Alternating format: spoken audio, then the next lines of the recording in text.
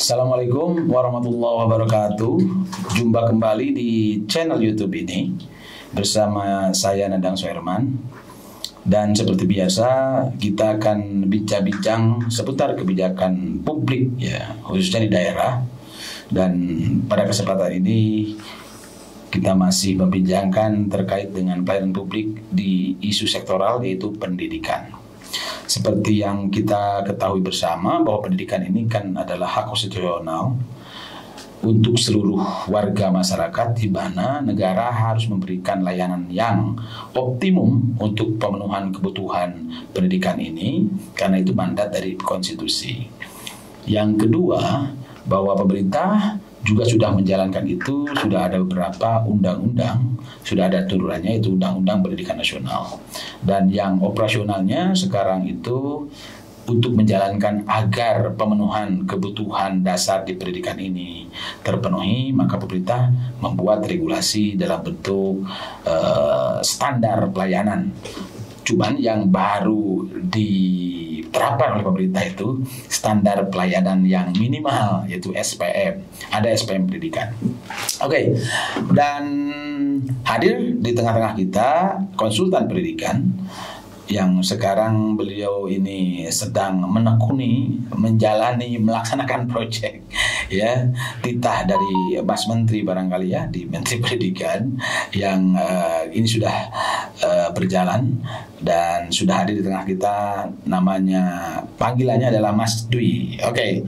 Halo Mas Dwi. Halo Mas. Apa kabar? Baik. Oke. Jadi sekarang kita akan melanjutkan obrolan seputar pendidikan. Cuma yang sekarang kita dilokalisir lah ngobrolnya itu di standar pelayanan pendidikan, di SPM, standar pelayanan minimal untuk pendidikan, dan kita ingin coba potret di Jawa Barat yang seperti itu.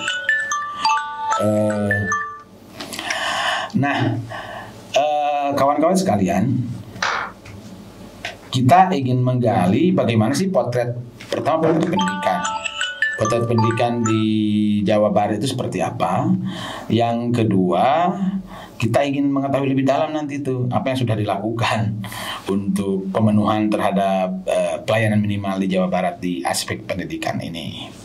Oke Mas Dwi, kan kalau kita lihat dari perspektif anggaran bahwa pendidikan kita ini sudah melampaui seperti mandat di undang-undang, di mana itu 20% ya dari belanja, dan rata-rata di daerah itu yang saya tahu di Jawa Barat itu di atas 30%. Jadi dari sisi pajak sebetulnya ini sangat luar biasa, sehingga kalau kita lihat di struktur APBD, porsi terbesar itu APBD itu adalah untuk pendidikan. Yang pertama pendidikan, yang kedua kesehatan, yang ketiga PU. Yang di tiga besar ini, tapi pendidikan itu lebih nyongcolang, lebih tinggi. Nah, dengan budget yang seperti itu, yang cukup besar, kalau potret pendidikan dilihat dari aspek kualitas di Jawa Barat seperti apa nih, menurut Mas Dwi? Ya, memang benar bahwa banyak sekali di daerah di Jawa Barat memang secara jumlah gitu ya. Iya. Secara jumlah angka besarnya alokasi itu memang banyak yang di atas 20%. Iya, di atas 20%. Ya. Misalnya ada satu kabupaten di Jawa Barat yang hampir 1,8 triliun. 1,8 ya? 1,8 triliun per tahun untuk tahun 2024 ini. 2024 dia merencanakan 1,8 triliun. Artinya itu jumlah yang cukup besar ya. Cukup besar gitu. Itu dari total APBD-nya sekitar 4 triliun mungkin. Iya. Tetapi saya melihat kayaknya ya itu ini prediksi ya kan. Oke. Kalau melihat dari postur belanjanya gitu ya, jumlahnya gede. Tapi kalau melihat dari postur belanja selama setahun dengan duit 1,8 triliun itu kayaknya tidak akan terlalu banyak memberikan dampak signifikan terhadap peningkatan kualitas pendidikan. Oke. Nah itu kok bisa gitu. Jadi uang udah gede, tapi kok hasilnya masih gitu-gitu aja, itu kenapa tuh? Ya, kalau melihat karena dari postur belanjanya sama sekali tidak menyasar problem-problem pendidikan yang sudah ditemukan di dalam asesmen nasional gitu. Jadi kan gini, Mas Kang Nandang. Jadi salah satu kebijakan kurikulum Merdeka adalah membuat program yang disebut sebagai perencanaan berbasis data. Oke. Ya kan? Nah, Jadi setiap daerah dan atau setiap kabupaten kota, bahkan setiap sekolah, setiap satuan pendidikannya itu sudah punya raport masing-masing. Misalnya literasi anak-anak di kabupaten A sekian, di sekolah ini merah atau di bawah, istilahnya di bawah kompetensi minimum, mencapai kompetensi minimum atau di atas kompetensi minimum. Kategorinya 3. Kategorinya 3. Numerasinya berapa? Ada literasi, numerasi, ada misalnya lingkungan belajarnya seperti apa, karakternya seperti apa, apakah ada kekerasan bullying terhadap siswa atau enggak. Itu sekarang kan sudah lengkap sebenarnya. Itu masuk dalam rapor. Semuanya ada, jelas gitu. Nah, setiap daerah tuh bisa mengakses rapor itu. Dan dari rapor pendidikan sebenarnya sudah tersedia menu untuk mengatasi problemnya. Gitu. Jadi misalnya kabupaten A gitu ya, kabupaten A problemnya apa? Literasinya rendah, numerasinya, ketimpangannya rendah, angka partisipasi minimumnya rendah. Di dalam rapor itu sudah tersedia menu belanja gitu ya, yang harus belanja supaya mengatasi problem itu. Dan nomenklatur anggarannya apa itu sudah ada. Sampai seperti itu. Berarti sangat rinci ya. Sangat rinci. Makanya menurut saya bahkan kalau pemerintah daerah itu merem, nggak usah buka mata, itu sebenarnya dia seharusnya sudah bisa membuat rencana yang cukup kompatibel dengan problem. Gitu loh. Jadi sudah bisa menjawab. Ya. Walaupun boleh jadi, boleh jadi kan problematikanya itu kan ada juga dinamis juga kan? Ya. Potret pendidikan yang tadi itu. Iya, problemnya dinamis. Problemnya dinamis, tetapi si raport ini kan sebenarnya sudah standar gitu ya. Standar itu untuk nanti untuk mengukur apakah daerah ini tertinggal lebih bagus atau apa gitu ya? Iya, begitu. Jadi standar ada standarnya lah, ada standarnya. Nah, saya melihat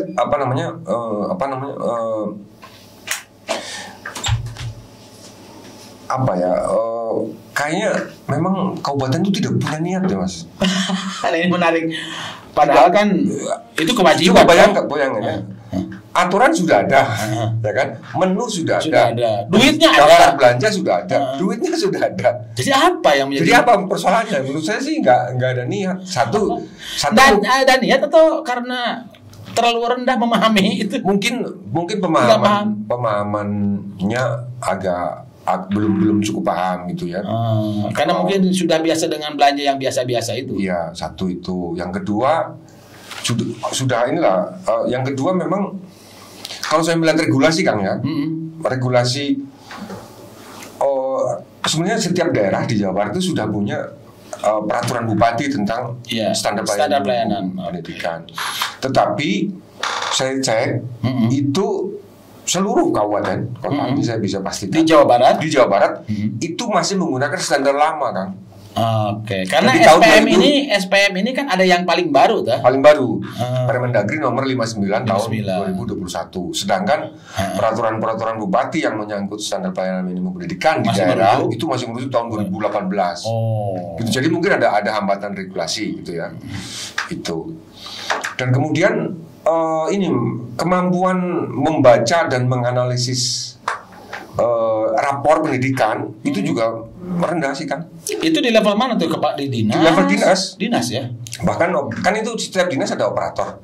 Ada operator untuk harusnya membaca, menganalisis data-data rapor, kemudian menyusun rekomendasi kegiatan apa kepada kepala dinasnya. Iya. Tapi mungkin itu proses komunikasi internal di dalam dinas mungkin yang masih macet ya. Mungkin masih macet. Kurang bagus lah ya gitu.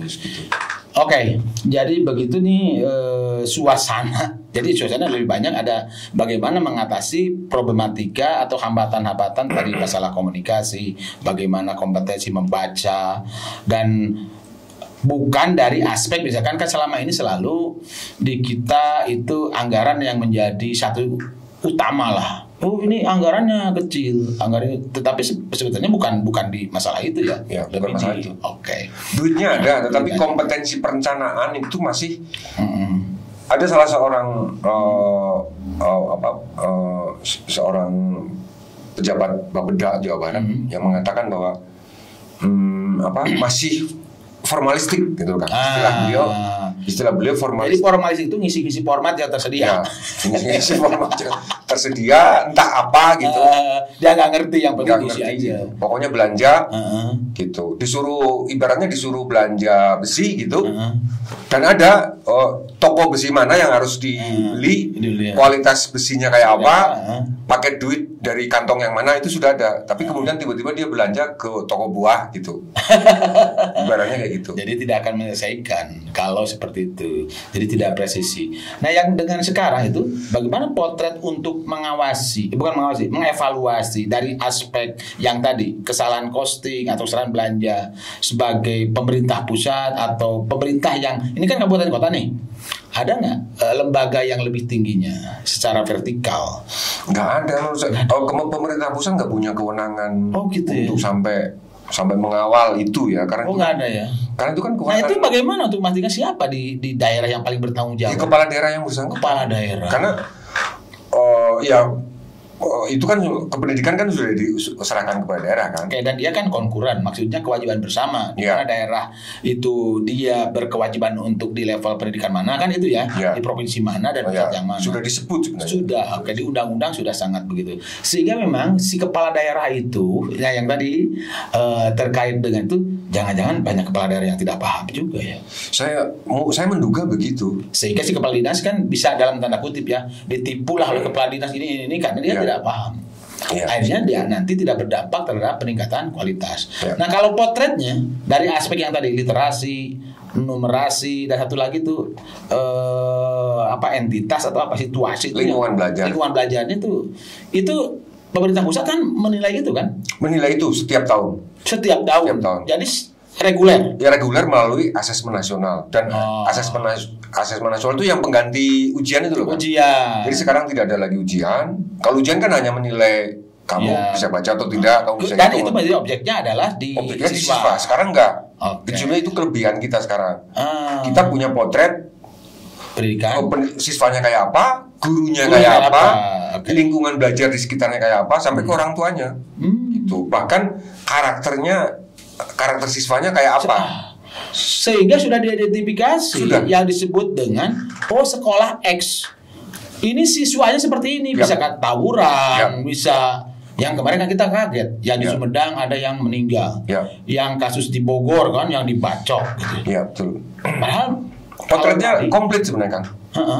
Potretnya komplit potret yang disebut dengan. Jadi harus ada mitigasi dong, mesti bisa keluar mitigasi untuk mengatasi problem-problem, mengantisipasi maksudnya. Ya mengantisipasinya itu kepala daerah dan kepala sekolah satuan pendidikan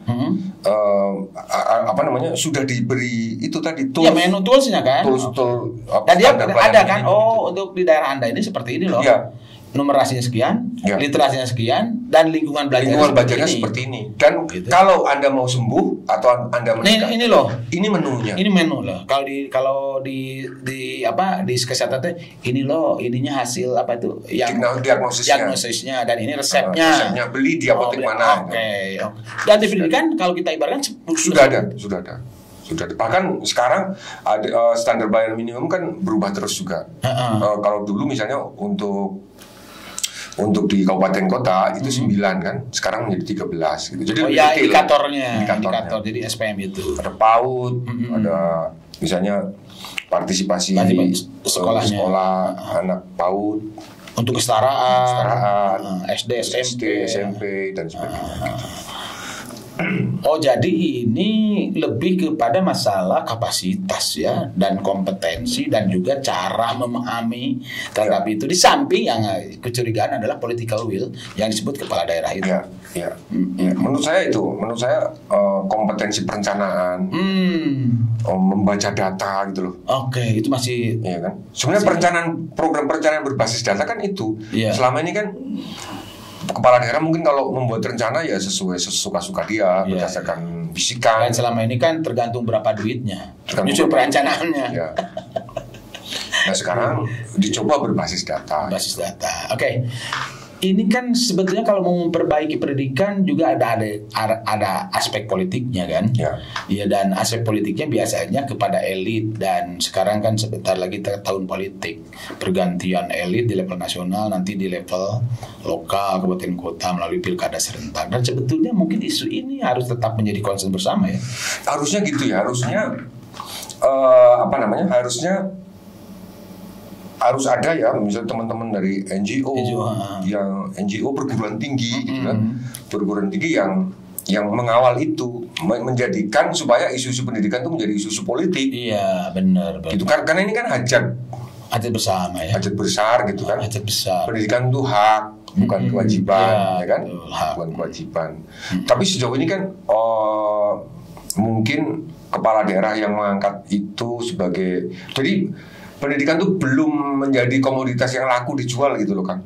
Padahal jumlah sebagai untuk elektoral, sebagai suara banyak ya. Banyak banget. Misalnya guru honorer nih. Iya. Oh, oke. Guru honorer, guru-guru. Itu kan kita getter kan. Ya. Kita bicara tentang SDM di pendidikannya kan. Di kita kalau Jawa Barat itu lebih banyakkan mana nih? Guru yang berstatus ASN atau P3K atau yang di luar itu? Jumlah yang terlibat dalam proses pendidikan di Jawa Barat. Kalau jumlah persisnya saya nggak terlalu hafal Kang, tapi ada kecenderungan memang penurunan guru-guru PNS akibat penurunan jumlah ya. Oh, karena pensiun. Karena pensiun. Jadi ada tsunami besar-besaran, tsunami pensiun besar-besaran. Karena itu kan mau tidak mau kan ya. Ya. Misalnya Kota Bandung saja. Kota Bandung tahun 2022 kemarin itu ada 1.000 guru pensiun Kang. 1.000 guru pensiun dan tidak serta-merta secara otomatis tergantikan. Untuk Kota Bandung. Kota Bandung ya. Untuk Kota Karena Bandung, dia rekrutmen tetap ada di pusat. Bukan dari. Iya. Itu PPPK. Mengangkat PPPK. Iya, P3K itu. P3K. Tapi cuma 775. Nah, itu juga kewenangan pusat ya. Jadi yang tahu potret terkait dengan misalkan salah satunya SDM. Nah, itu salah satu di ini ya, indikator SPM kan. Karena SPM berbicara juga SDM pendidikannya kan, termasuk kualifikasi ya.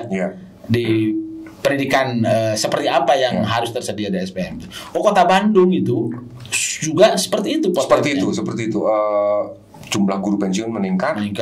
Sementara rekrutmen PPPK hanya tidak memenuhi semuanya ya. Nah itu biasanya harus, kan pendidikan tidak boleh berhenti kan. Nah itu kalau lihat menurut Mas Dwi itu bisa diatasi dengan cara apa tuh pemenuhan SDM itu? Praktek realnya. Saya ngeliat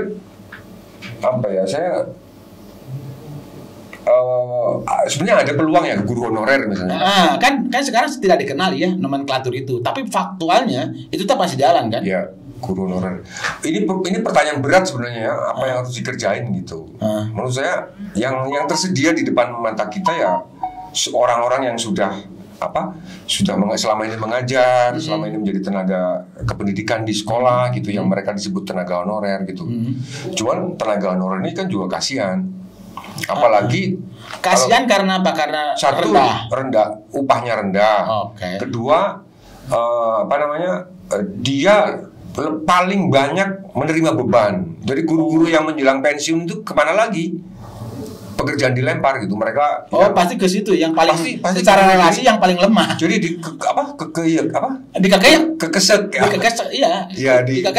dia yang paling banyak menerima beban. Beban ngajar ya, beban ngelola sekolah. Sementara warisan dari senior-seniornya yang PNS. Sementara dari sisi salary dia paling rendah gitu. Bahkan yang mengkhawatirkan itu adalah honorer akan dihentikan kan per November 2023 ini. Karena regulasi sudah tidak menyediakan itu. Dan tidak boleh lagi alokasi APBD menyediakan untuk itu kan.